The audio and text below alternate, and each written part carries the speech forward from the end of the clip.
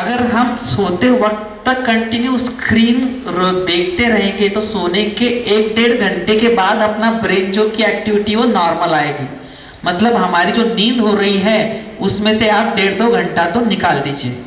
अगर नींद ही कम होगी हमारी तो हमारा फोकस कैसे रहेगा, हमारा हेल्थ कैसे ठीक रहेगी, हमारा वेट कंट्रोल कैसे होगा, हमारा बीपी कैसे कंट्रोल में आएगा। अगर बीपी नहीं है तो वो अगले 2-4 साल में आएगा ही आएगा, शुगर आएगी आएगी। क्योंकि नींद जहाँ जिसकी नहीं है तो नींद स्लीप बच्चों की 8 घंटा और 8 से 10 घंटा और बड़ों की 7 घंटा जरूरी है। अगर वो नहीं हो रही है तो आप समझ लीजिए कि कुछ सालों में हम अलग अलग डॉक्टर्स की अलग अलग कलर की गोलियां खाते रहेंगे। सेकंड ऑप्शन है नोटिफिकेशन। ये जो होती है ना कि हर ऐप की इतनी सारी नोटिफिकेशंस आती रहती है, तो सिंपल नोटिफिकेशन सेंटर में जाके सारे नोटिफिकेशंस ऑफ कर देने। कोई हमें सलाह मांगने नहीं वाला है कि हम इस प्रश्न पे क्या करेंगे, या कोई हमें प्रधानमंत्री कॉल करके पूछने नहीं वाले कि ये समस्या आ गई है आप मुझे, कोई फर्क नहीं पड़ता किसी की जिंदगी में।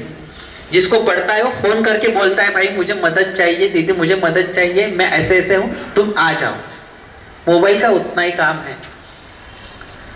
एंड 21 डेज चैलेंज, ये क्या होता है कि आप कोई तो भी 2 रूल्स बच्चों के साथ बैठ के डिसीजन लीजिए कि मैं रोज 1 घंटा सोने के पहले और जो है उठने के बाद 1 घंटा मोबाइल नहीं देखूंगा, ठीक। और हमने वो रूल को लिख दिया और वॉल पे लिखा है, और उसके बाद में ये शीट लगा दी 21 दिन की। और हर दिन जब आप उसको करेंगे अच्छे से उसको टिक कीजिए बच्चे के सामने। 21 दिन फॉलो करके देखिए और उसके बाद आप अपने आप में बदलाव देखेंगे। इसमें एक रूल है, अगर 1 दिन का गैप चला जाता है आपको तो आपको जो है 1 दिन अलाउड है, लेकिन 2 दिन का गैप चला जाएगा कि हमने नहीं किया तो वापस वो साइकिल शुरू करना है। तो कोशिश करके देखिए, नया साल आ रहा है, वैसे में और नया साल जो होता है कि हम संकल्प करते हैं अलग अलग, तो ये भी करके देखते हैं। और जब बच्चा देखेगा कि हम खुद कर रहे हैं तो बच्चा भी करना शुरू करेगा। नेक्स्ट,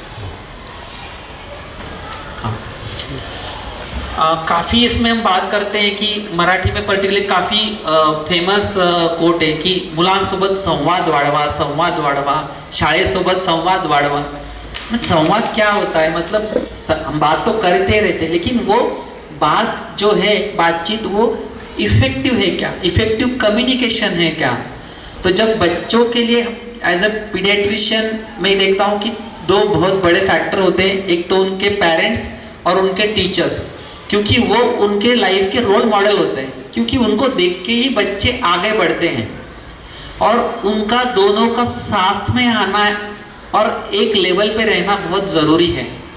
वो कैसे रह सकते हैं, पेरेंट्स और टीचर्स कैसे एक लेवल पे रह सकते हैं, सो दैट बच्चों में भी एक सेम मैसेज जाए कि जो मेरे पेरेंट्स बात कर रहे हैं मेरे टीचर भी वही बात कर रहे हैं। तो हम कैसे करेंगे, तो एक निमोनिक हमने बनाया उसका कि LOV लव। क्योंकि हम इतिहास खोल के देखेंगे ये दुनिया आगे बढ़ी है तो सिर्फ प्यार पे ही आगे बढ़ी हुई है, नफरत पे, जंग पे या मनमुटाव से नहीं बढ़ी है। हमें अगर बढ़ना है, इस चीज़ से भी आगे बढ़ना है तो प्यार को ही लेके चलना है।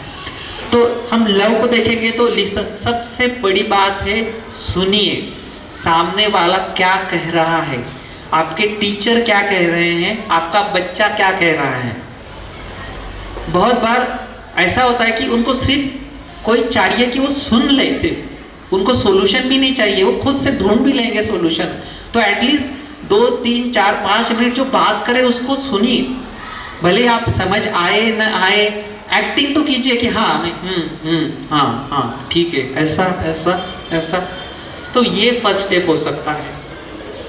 ऑब्जर्व, वो बात करते वक्त सामने वाला उसका बॉडी पोस्चर क्या है, वो क्या भावनाएं देखना चाहता है, उसको ऑब्जर्व कीजिए। थोड़े अपने थॉट्स को अभी रोक के रखिए, भले अपने अंदर से बहुत थॉट्स उमड़ रहे होंगे, अरे तुमने ऐसा क्या, फिर तुम क्या कर रहे हैं, हम क्या कर रहे हैं, वहां से फिर कम्युनिकेशन कट हो जाएगा। वेरीफाई, पर्टिकुलरली जब बच्चा आके बोलते कि नहीं ऐसा हुआ वैसा हुआ, इसने वो किया उसने किया, तो उस चीज़ को पहले सुनिए, बच्चे को ऑब्जर्व कीजिए, फिर उसको स्कूल में जाके टीचर से जाके आराम से उनके अपॉइंटमेंट लेके बात उनसे समझ लीजिए कि ये मैंने सुना है ठीक है क्या, ये ओके है क्या, ये चीज़ें बराबर है क्या। या किसी और दूसरे बच्चे से, पेरेंट से, अरे बच्चों ने ये कुछ प्लान बनाया है या कुछ नया व्हाट्सएप ग्रुप बनाया और उन्होंने डिसीजन लिया है कि हम चलो गेट टुगेदर करेंगे।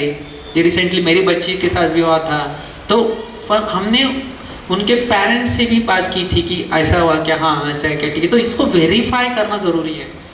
और फिर उसके बाद एक्सप्लेन या एक्सप्रेस, फिर वहाँ पे हम हमारी बात रखना शुरू करेंगे, और वो भी कामली, पेशेंटली और स्लोली। तो ये चीज़ें अगर हम फॉलो करेंगे तो मुझे लगता है कि काफ़ी हद तक प्रॉब्लम हमको, कोई भी लाइफ का कोई भी प्रॉब्लम होगा, हमारे रिलेशनशिप का प्रॉब्लम होगा, रिलेटिव्स का प्रॉब्लम होगा, स्कूल का प्रॉब्लम होगा या वर्क का प्रॉब्लम होगा, हम उस पर काम कर सकेंगे।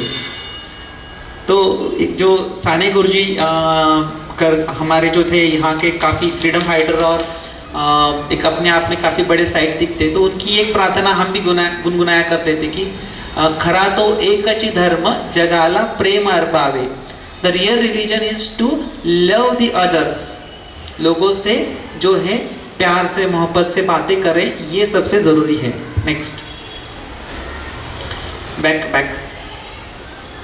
Thank you very much. आपने इन चीज़ों को काफ़ी पेशेंटली सुना, एंड अगर आपके कुछ सवाल हो गए या क्वेश्चंस हो गए तो I am happy to take it. Thank you.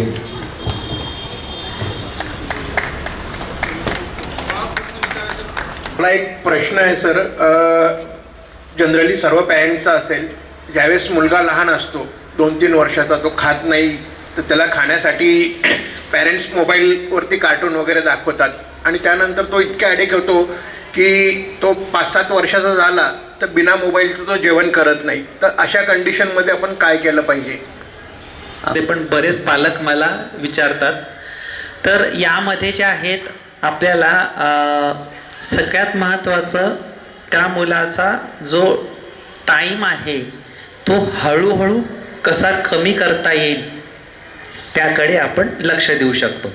जर खाण्यामध्ये जर तो 30 मिनटं 40 मिनटं घालत असेल तर ते त्याला थोडंसं लवकर करायला, किंवा ते कमी वेळ देता येईल की 5 मिनिटांनी कमी करायचं आपण त्याला बोलू शकतो.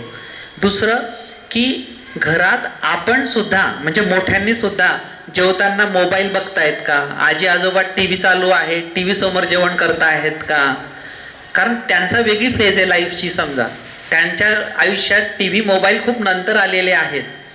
त्यासोबतच आपण फोन घेतोय का बाहेरचे, म्हणजे जे अनावश्यक फोन आहेत बुवा, मित्रांशी बोलतोय का फोनवरती आणि जेवण चालू आहे का, तर हे आधी आपल्याला आपल्यामध्ये आणावं लागेल.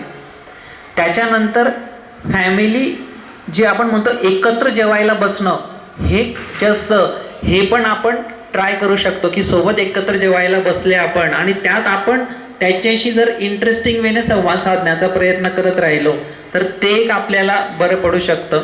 तिसरा पर्याय अगेन एकदम त्याच्यावरचा नाही आहे, बट ॲटलिस्ट मोबाईल काढून आपण टी व्ही समजा जर आपण टी व्ही ठेवला आणि तो टी व्ही चालू राहिला, समजा ॲटलिस्ट मोबाईलच्या जागी टी व्ही केला आणि ॲटलिस्ट बाळाचं खाण्याकडे लक्ष केलं, एक हात फ्री राहिला त्याचा, तर ते ट्राय करू शकतो. हे जोपर्यंत केसेस एक्स्ट्रीम झालेल्या आहेत तोपर्यंत. आणि obviously prevention better than cure. जर दुसरा भाऊ 2-3 वर्षाचा असेल, बहीण 2-3 वर्षाची असेल, तर त्याची सुरुवात तेव्हापासूनच करायची की जेवताना रूल्स घरात असे आहेत. आपल्या घरात जेवताना मोबाईल बघत नाही, आपल्या घरात झोपेत असताना आपण झोपेच्या खोलीत मोबाईल नेत नाहीत, टॉयलेट्समध्ये कोणी मोबाईल नेत नाही, मोबाईल हे आपण इथेच बघतो. तर हे असं केलं तर होऊ शकतं हे. आणि प्रोसेस असते, हळूहळू असते, काही दिवस सक्सेस मिळेल, काही दिवस मिळणार नाही, पण आपण लावून धरलं ना गोष्टीला तर मग ते राहील. आणि आपण पण दाखवलं की मी 21 दिवस रूल सेट केला आहे बॉ, 21 दिवसाचं फॉलो करताय, मग तुझा रोल काय आहे बॉ, तर मग 30 मिनिटाच्या जागी तू हे कर ते कर ते कर, आणि जर तू सलग केलं तर मग रविवारी जे आहे भाऊच्या उद्यानाला तुला 1 तास मी खेळायला घेऊन जाईल किंवा मग हे करेल.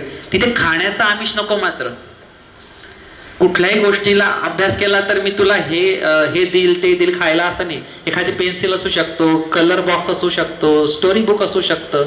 तर अशा पद्धतीने करावं लागेल. चॅलेंजेस असतात, मान्य आहे ते मला, पण हळूहळू सातत्याने आणि रिस्पेक्टफुली जर केलं, ते करताना मुलांना असं नको वाटायला की हे माझ्यावरती काहीतरी हे करतायत. आणि ते करताना आपण म्हणायचं की आपले हातवारे आपण किती फोर्स लावतो, किती कसं बोलतो ते मुलं बघतात.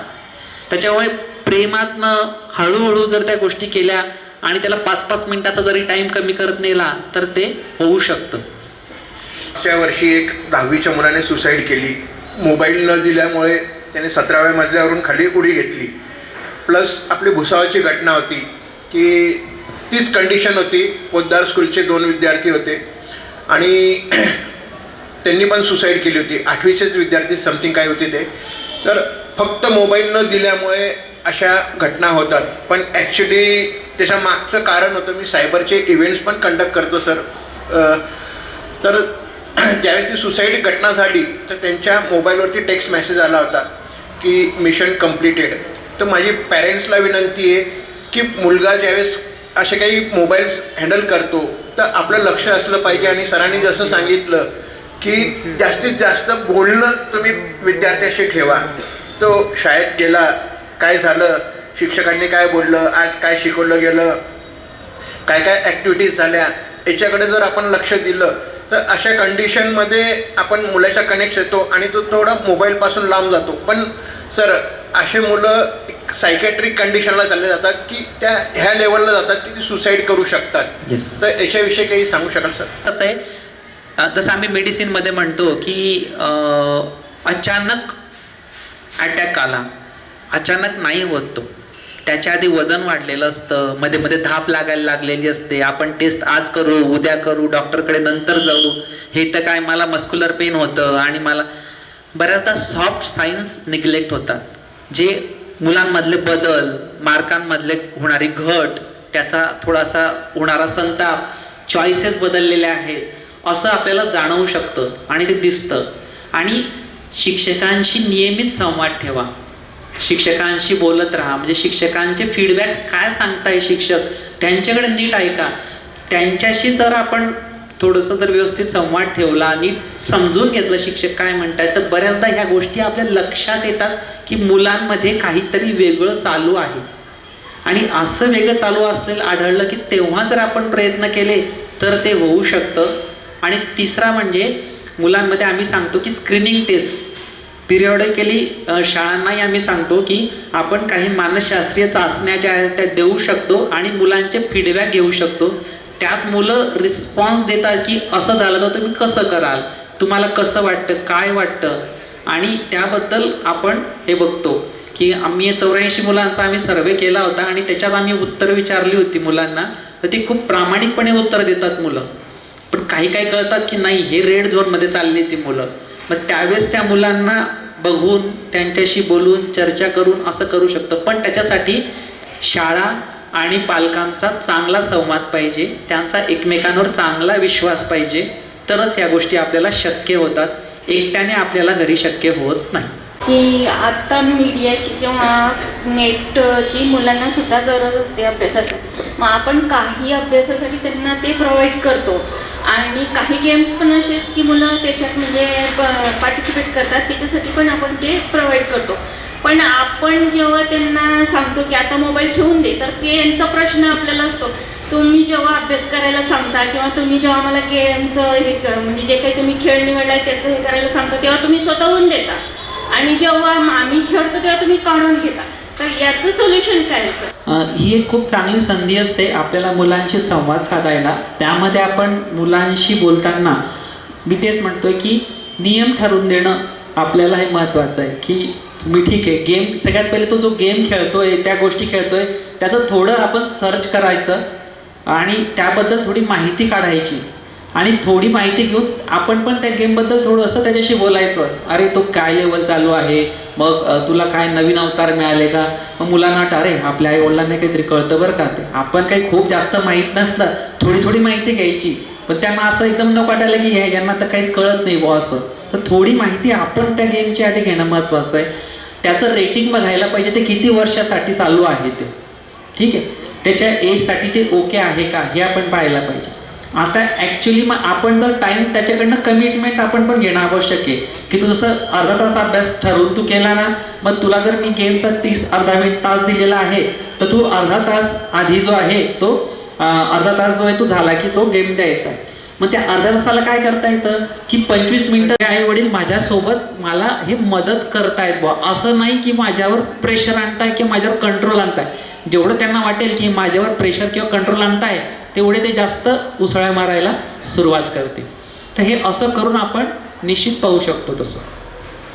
आणि तेच आहे, काही दिवस सक्सेसफुल राहतील, काही दिवस जे असतील ते नाही राहणार. आणि इट्स ओके, तुम्ही स्वतः हा प्रश्न विचारता आहात, स्वतः इथे आला आहात, तर तुम्ही ऑलरेडी त्या विषयावरती मुलांसोबत काम करतायत आणि मुलांसाठी काळजी घेताय, ही त्या मुलासाठी खूप महत्त्वाची गोष्ट आहे. सर तुम्ही आज खूप आम्हाला छान मार्गदर्शन करताय. एक प्रश्न असा जनरल आहे सर आपल्या ह्याच्यामध्ये, मी एक आरोग्य सल्लागार म्हणून पण काम करतो. एक जगाच्या पाठीवरती भारत हा सगळ्यात मोठा ओबेसिटीचं कारण बनलेलं आहे. तसं लाल किल्ल्याहून नरेंद्र मोदी सरांनी पण ओबेसिटीचं खूप कारण मोठं सांगितलं आहे. तसंच मुलांमध्ये काय होतंय सर, काही पण खाणं पिणं याच्यामुळे काय होतं, त्यांची मानसिकता खूप बदलत होते. ओबेसिटी तर होतेच, पण त्याचा परिणाम त्यांच्या मेंदूंवरती पण होतो. तो ओबेसिटी हा स्वतः पहिले घरामध्ये रुजवून मुलांमध्ये कसं रुजवायचा याचे 2 शब्द जर सांगितले तर बरं होईल. कारण की जगाच्या पाठीवरची भगवंताच्या नंतर जो दुसरं स्थान असेल ते एक डॉक्टर असतात. तर त्याबद्दल एक म्हणजे नाही, ठीक आहे, थँक्यू व्हेरी मच. खूप महत्त्वाचा प्रश्न आहे हा टॉपिकच टोटली वेगळा आहे ओबेसिटीचा. पण तरी एक हेल्दी लाईफस्टाईल जर असेल त्या घराची, म्हणजे काय की 8 तासाची झोप मुलांमधला विचार केला तर पण 8 तासाची झोप, 1 तासाचं आउटडोर ॲक्टिव्हिटी. 3 वर्षाच्या वरची मुलं जी आहेत ती मैदानात खेळता आहेत, ज्यांना जो बच्चे खेल रहे हैं या उनको पसीना आ रहा है, ऐसे खेल बच्चों ने मैदान पे खेलने हैं 1 घंटा. आणि ग्रीन व्हेजिटेबल्स ज्याला म्हणतो आपण, हिरवे पालेभाज्या फळं याचा खाण्यामध्ये रोज वापर पाहिजे. आणि जंक्स जे म्हणतो आपण, जंक्स हे आपल्या किराणातनं किंवा आपल्या बाईंग लिस्टमधनं टोटली बाहेर जायला पाहिजे. ही सुरुवात असते जिथून आपण या गोष्टी करतील. पण अगेन इथे सुरुवात पालकांनी करायची आहे. ते स्वतः थोडीफार फिजिकल ॲक्टिव्ह, त्यांना जेवढं जमेल तेवढं. 20 मिनिटाचं वॉक असेल, पण मी रोज 20 मिनिटाचं वॉक घेतो किंवा घेते. मी साखर जास्त खात नाही किंवा मी साखर खात नाही, तसं आपण केलं तर मुलंही तसं करतील. म्हणून म्हटलं ते अमिताभ बच्चन सारखं आहे ते, की आपल्याला आपण आरशाला जर पुसत राहिलो, अरे ह्या आरशातली धूळ का जात नाही किंवा आरशातला डाग का जात नाही, की जखम बरी होत नाही, तर ती आपल्यावरच असते लागलेली. तर आधी आपल्याला आपल्यावर काम करणं आवश्यक राहील. तुम्हाला वाटू शकतं कार्यक्रम तर मुलासाठी होता, पण हे सर तर आमच्यावरच आम्हाला सुद्धा टार्गेट करताय असं वाटतात. पण सगळं सायन्स, सगळा रिसर्च तसाच सांगतो की आपल्याला मुलांमधला बदल अशाच पद्धतीने घडवून आणता येऊ शकते. 8 years old. Yes. She's in 3rd standard. तिचा इंटरेस्ट मी कसा ओळखू, म्हणजे तिला मोबाईलपासून दूर ठेवलं तर ती कधी बुक वाचायला घेते, पण मग तिला कळत नाही की काय वाचावं. आपण तिला स्टोरी बुक दिलं तर ती वाचून बोर होते. खेळायला घेऊन गेलं तर 1-2 दिवस खेळते ग्राउंडवरती, मग म्हणते बोर झालं. हे बॅडमिंटन खेळायला तिला बॅडमिंटन बोर झालं, फुटबॉल दिला फुटबॉल पण बोर झालं, सगळंच बोर झालं. मग शेवटी काय, तर मला मोबाईलच दे. तर मग याच्याशी कसं डील करायचं, म्हणजे त्यांचा इंटरेस्ट कसा ओळखायचा. येस, तर सगळ्यात चांगली गोष्ट म्हणजे की तुम्ही इतक्या गोष्टी ट्राय करताय तिच्यासाठी इटसेल्फ, तर ही खूप महत्त्वाची गोष्ट आहे तिच्यासाठी. आणि ही खूप चांगली गोष्ट आहे की तिची आई तिच्यासाठी इतक्या सगळ्या गोष्टी ट्राय करते आहे. ठीक आहे. आता मोबाईलचं मी तेच सांगितलं की मोबाईल हा मुलांच्या आयुष्यातनं जाणारा नाही आहे. आपण जर खूप स्ट्रिक्टली केलं ना तर त्याला जिथे मोबाईल दिसेल, म्हणजे मला सर आता सांगत होते की एका मुलाच्या घरात बिलकुल मोबाईल मिळत नाही आणि ते स्पोर्ट्सला गेलेले होते 3 दिवस. तो 3 दिवस आतला त्याने एकही मिनिट, म्हणजे रात्री पण तो खूपच कमी झोपायचा म्हणे. आणि तो म्हणायचा की मेरे मम्मी पापा घर पे मुझे मोबाईल नहीं देते, इसके लिए मुझे अभी देखने दो, मुझे देखना है. म्हणजे तो जसं म्हणतो सुटलाच होता तो बघायला जसं काही. आणि ते बघताना कंटिन्यू त्याची मान, जसं सर सांगत होते की एल शेपमध्ये पूर्ण असा कंटिन्यू तसा खेळत होता. तर आपल्याला तशी सिस्टीम तयार करायची नाही आहेत की इतकं मुलांना त्या स्क्रीनपासून नको नको नको नको आणि रिस्ट्रिक्शन किती बाहेर गेली की एकदम सुटतील असं. तर त्यांना तेवढा वेळ त्यांचा तेवढा आपण देऊ शकतो. 20 मिनिटानंतर तू 20 सेकंदाचा ब्रेक घे, त्यात डोळे रिलॅक्स कर, नंतर 20 मिनिटानंतर बघ, असं बघून आपण त्या गोष्टी ज्या आहेत त्या करू शकतो. तर इट्स ओके की ते त्यांनी काही मोबाईल बघितला, ह्या गोष्टी केल्या, ॲज लॉंग ॲज ते कंटेंट तुम्हाला माहिती आहे चांगलं आहे. त्यात चांगले सिरियल बघते आहे, 8 वर्षाची असेल, चांगलं कुठलं हे चांगलं सिरियल म्हणण्यापेक्षा एखादे चांगलं कंटेंट जर वाटलं तुम्हाला की ते अप्रूव्ड आहे त्या एज ग्रुपसाठी, तर ते ओके राहू शकतं तसं असेल ते. येस. आणि ऑनगोईंग प्रोसेस आहे आणि तुम्हालाच त्या गोष्टी तुम्ही फाइंड आउट करणार. कारण ज्या वेने तुम्ही स्वतः बघताय, इतके सगळे ऑप्शन बघतायत, तेवढ्या वेमध्ये तेवढा त्याचा स्क्रीन टाईम ऑलरेडी कमी झालेला आहे. तर हे itself is a success story तसं पाहिलं तर. मॉनिटर भी करती हूँ, लेकिन मैं प्रॉब्लम यहाँ होता है कि जब वो सोशल कंपैरिजन होता है कि वो बाकी के फ्रेंड से मिलता है तो वो बोलते हैं कि तुझे ये नहीं पता, तुझे वो नहीं पता, then he feels inferiority complex. So how to tackle with that? ये काफ़ी नहीं, थैंक यू वेरी मच. सबसे पहले आपने शुरुआत की. एक चीज़ है कि सबसे पहले हमारे कंट्रोल में क्या है, सबसे पहले कि हमारे कंट्रोल में हम हमारे बच्चे को क्या बता सकते हैं या कर सकते हैं, या उसके ग्रुप के बाकी जो मेंबर्स हैं, बच्चे हैं, उनके पेरेंट्स के साथ अपना रिलेशन कैसा है या वो क्या करते हैं, वो बात अलग है. बच्चे के लिए अगर हम वो बोलते हैं कि यूट्यूबर बनना है तो यूट्यूब बनना है, तो पहले हमें उसको यूट्यूबर क्या है वो एक बार समझाना पड़ेगा. कितने लोग वीडियो बनाते हैं, कितने बार वो कंटेंट कौन देखता है, हम क्या दे सकते हैं दुनिया को. यूट्यूबर बनना है ठीक है, लेकिन आप दुनिया को क्या ओरिजिनल चीज़ क्या दे सकते हो तुम, जो किसी को पता नहीं और वो देखने में उनको लोगों को मज़ा आएगा. ठीक है, तो हम उसको हमारे घर के हमारे चीज़ छोटे छोटे वीडियोस बनाने को हम उसको अलाउ कर सकते हैं. बेसिकली जो आप बनाना चाहते हो, पहले हम हमारे पे ही हमारे साथ ही उसको रखेंगे. अगर उसको लगता है कुछ यूनिक है, कुछ चीज़ें, तो हम उसको आगे प्रमोट करेंगे. मतलब वो ये कन्वर्सेशन काफ़ी डिफ़िकल्ट होता है. कंपैरिजन जब चीज़ों की होती है बच्चों में अपने आप में, तो इसके लिए वही चीज़ है कि उनके साथ बात करते वक्त उनको चीज़ें उनको हिसाब से, तो उनके लेवल को समझ में आए वो लेवल पे समझाते वक्त, और अलग अलग एग्जाम्पल से बताते वक्त, ना कि कंटिन्यू क्वेश्चंस और टोकने की वजह से जो है. तो यूट्यूबर, हाँ तुमने काफ़ी बड़ी अच्छी बात की, यूट्यूबर बनना है, तो थोड़ा अपन इस पे बात करेंगे. तो हम खुद पहले थोड़ा रिसर्च कर लेना चाहिए कि ये यूट्यूबर क्या होता है, दुनिया में कितने यूट्यूबर हैं, कितने सच में काम कर रहे हैं, कितनों को उसमें से पैसा मिल पा रहा है, चीज़ें मिल पा रही है, कैसा होता है. क्योंकि किसी भी चीज़ को अगर आप प्रोफेशन की तरह लेना चाहते हो कि वो एज ए मनोरंजन की तरह से लेना चाहते हो, और फिर हम उसके साथ उस तरह से बात करना अगर शुरू करेंगे, तो वो उसमें से कुछ चीज़ें समझ पाएगा. तो धीरे धीरे उस पर भी बात करते वक्त हमें ये चीज़ें बतानी पड़ेगी. But again the pressure is काफ़ी बड़ा होता है, काफ़ी होता है कि, और ऑलवेज वो पॉसिबल नहीं है कि हम उसको सेटिस्फैक्ट्री आंसर दे पाएँ और चीज़ों को करेंगे. तो कहीं कहीं कुछ चीज़ों के लिए हमें थोड़ा सा वेट देना पड़ता है. लेकिन हमें, अगर हम बच्चों को चॉइस करना हर छोटी छोटी चीज़ों से सिखाएंगे पहले से, तो वो जो है उस चीज़ों से सीखते हैं. जैसे मोबाइल जब हम खरीदते हैं तो सबसे पहले क्या करते हैं, उसको स्क्रीन गार्ड लगाते हैं और उसको कवर लगाते हैं. क्यों? Safety first. तो ये सेफ्टी फर्स्ट वाला कॉन्सेप्ट हम उनको अलग अलग तरीक़ों से अगर हम बताएंगे, अगर हम 2 व्हीलर पे जा रहे हैं तो हम खुद हेलमेट पहन रहे हैं क्या, अगर हम हेलमेट पहन रहे बताएंगे तो वो देखेगा कि मम्मी भी हेलमेट पहन रही, पापा हेलमेट पहन रहे. क्यों? सेफ्टी फर्स्ट है. तो उसको भी सेफ्टी, अगर वो कहीं जाना भी चाहता है मीडिया अकाउंट्स पे, तो सेफ्टी कैसे मेंटेन करें, वो चीज़ों को कैसे, सब थोड़ा थोड़ा उनको गाइड कर सकते हैं ऐसे सिचुएशन में. एकदम से हर चीज़ को ना बोलेंगे करेंगे तो वो चीज़ें बैकफायर भी हो सकती हैं.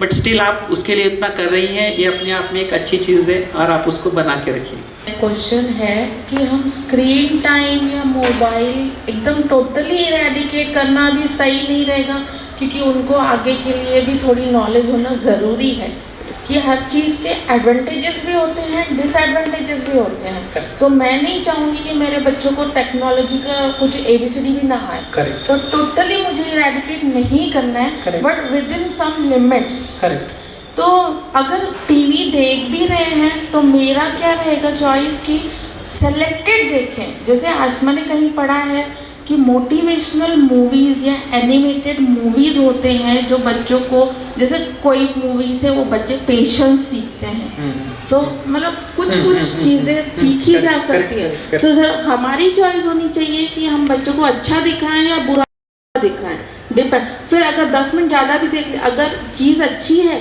तो 10 मिनट ज़्यादा भी देख लिया तो नो प्रॉब्लम। तो मोटिवेशनल मूवीज़ आप कुछ सजेस्ट कर सकते हैं? डेफिनेटली उसके लिए कुछ चीज़ें हैं, डेफिनेटली कि वो चीज़ें हो सकती हैं, बट हमें ये देखना है कि बच्चे को जब बात करते हैं तो हम जैसे बुफे में गए हैं, वहाँ पे जैसे गुलाब जाम है, जलेबी है, चीज़ें हैं, बाजू में जो है कि मेथी की सब्जी है, पालक की सब्जी है। अभी मेथी पालक तो हेल्दी है, लेकिन हम बोलेंगे कि उसको हेल्दी इस पर ही फोकस करो आप, अब ये गुलाब जाम खा नहीं सकते, ये चीज़ें नहीं खाओगे, तो क्या करेगा कि हाँ यार अभी मतलब मेरी बच्ची भी होती, कभी कभी मैं आता हूँ ना तो वो थोड़ा वो भी देखती है, तो चैनल वो बंद कर देती है, इसको चेंज करते, उसको पता है कि आ जाएंगे तो ये थोड़ा शुरू हो जाएगा, क्योंकि हर माँ बाप का वो बाय डिफॉल्ट नेचर होता ही है। लेकिन जिसमें उनको मजा आएगा वही चीजें वो देखेंगे। तो कोई चीजें अगर आई है, ऐसी आती है, तो उसको हमें साथ में देखना है। ऐसा नहीं हम लगा दी उनको, हाँ ये अच्छी है आपके लिए, आप देखो।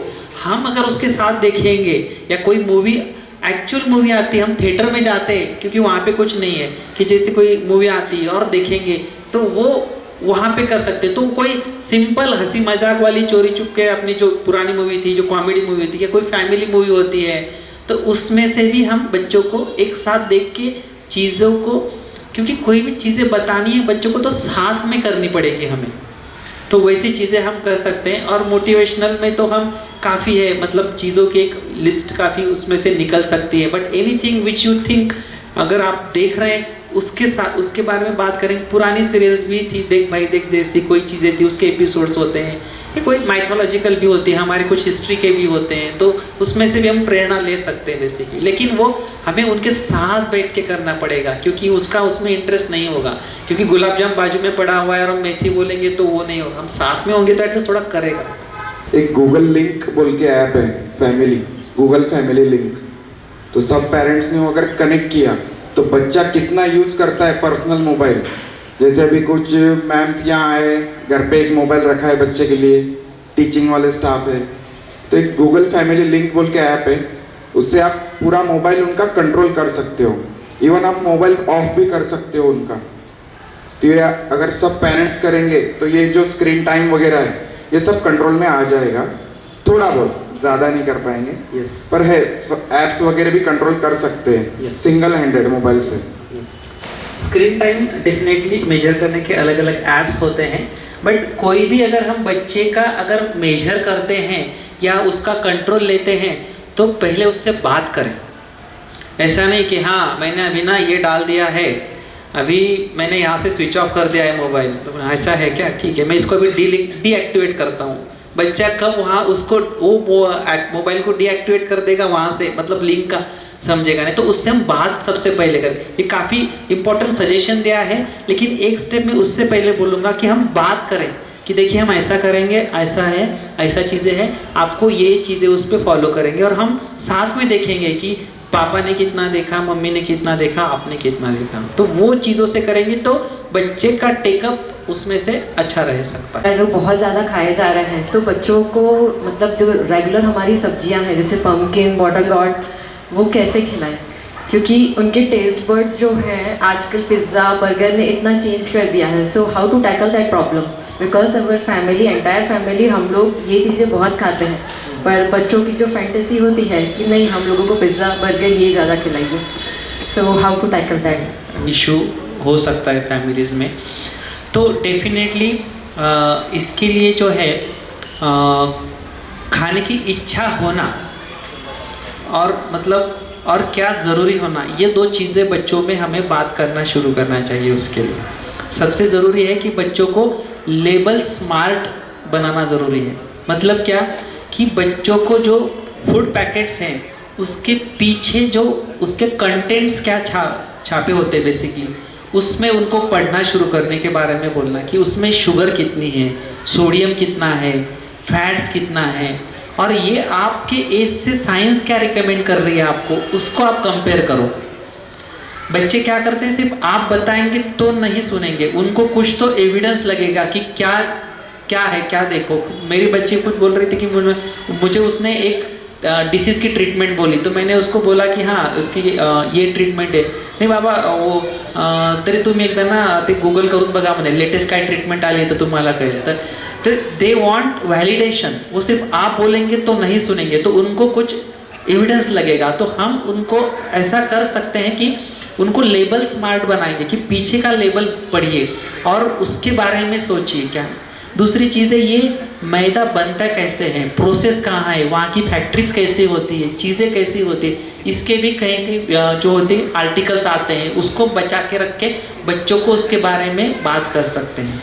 तो वो भी धीरे धीरे उनको एजुकेट करना उसके बारे में, ताकि वो खुद डिसीजन ले, ना कि हमको उसको डिसीजन के लिए फोर्स करना पड़े. ये ग्रेजुअल प्रोसेस होता है, धीरे धीरे चलता है. एंड वंस एंड वाइल हमने सबने भी कभी कभी एक आध बार खाया तो कोई इशू नहीं, उसमें कोई गिल्ट नहीं. तो वंस एंड वाइल महीने में एक बार वैसे हम भी कुछ कर सकते हैं, अगर प्रोवाइडेड बच्चा फॉलो करता है. तो उसको भी लगता है कि उसके एफर्ट्स के हिसाब से वो हम उसको भी बात, उसकी बात भी या उसके चॉइसेस भी मानते हैं. Thank you very much. Ma'am sir actually बच्चे तो ग्रीन वेजिटेबल बहुत कम प्रेफर करते हैं, उनको ज़बरदस्ती देना पड़ता है. लेकिन बाहर जंक फूड में बहुत ज़्यादा अट्रैक्ट होते हैं, जैसे दूसरे बच्चों को देखते हैं मोबाइल पे, कभी देख लिया, टीवी पे देख लिया.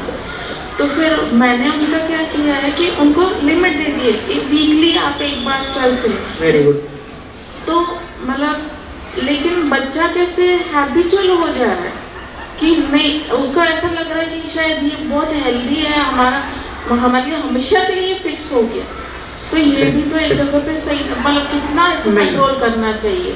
उसको रैशनली एड्रेस करने की कोशिश करें, वो क्या सोचता है, और उसको साइंस के हिसाब से थोड़ा आंसर करने की कोशिश कीजिए.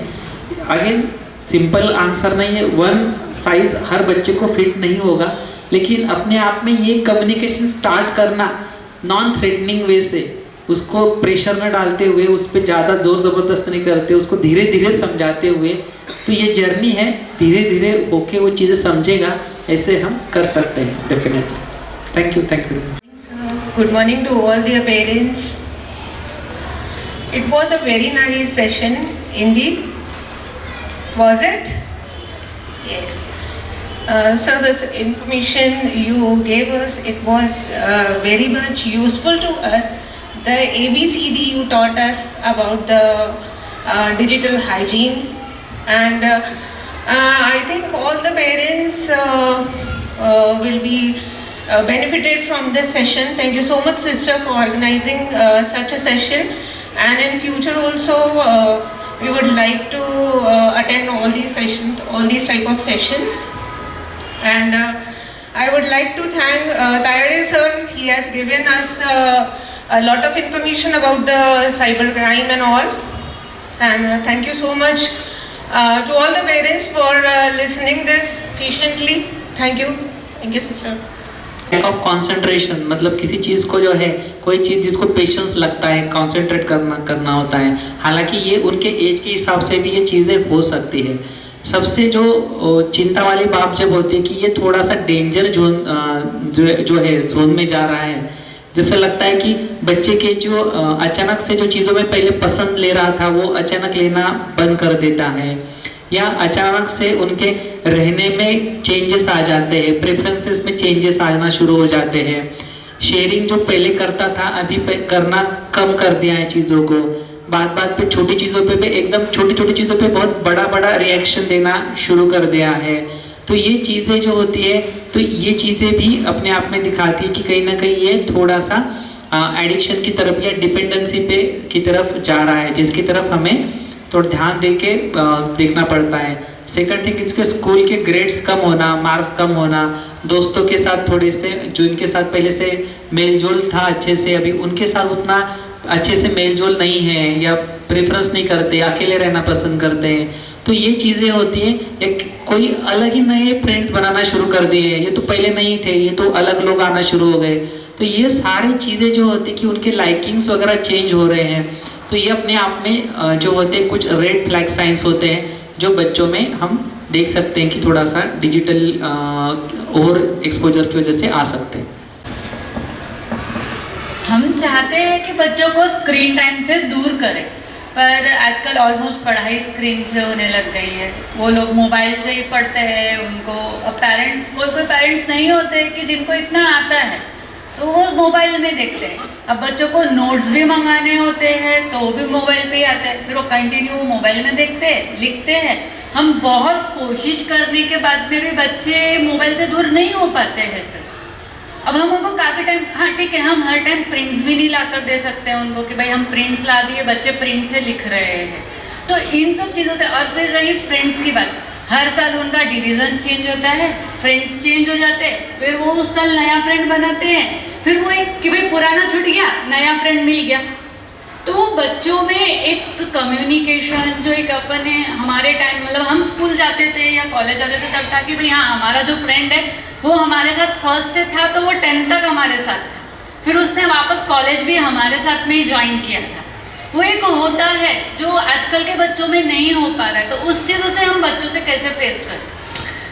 एक चीज़ है कि स्क्रीन टाइम में हम 2 डिविजन्स करेंगे, जो होता है एकेडमिक और नॉन एकेडमिक। एकेडमिक मतलब कोई चीज़ें है जिसमें हमें एकेडमिक्स जो है जिसके लिए हमें वो ज़रूरत है, जैसे कोई स्कूल वर्क है, चीज़ें है, तो उसके लिए तो हम उसको जो है वो तो उसके लिए इम्पोर्टेंट होता है। बट ये भी चीज़ें देखनी चाहिए कि हर चीज़ें नोट्स मंगाते हैं, करते हैं, तो ये मतलब वहीं पे अधूरा छूट जा रहा है और फिर वो मोबाइल पे लाके किया जा रहा है क्या, या वहाँ पे कोई चीज़ें कंप्लीट हो सकती है क्या, मतलब वो चीज़ें क्लास वर्क ही क्लास वर्क में हो रहा है क्या, वो हमें ध्यान रखना ज़रूरी होता है। वो सबसे इम्पोर्टेंट चीज़ है। दूसरी चीज़ आपने जहाँ पे बोला, जहाँ पे कुछ चीज़ें प्रिंटेड हैं या कोई चीज़ें बुक्स से अवेलेबल है, तो वहाँ से वो इस्तेमाल करना प्रेफर करना चाहिए।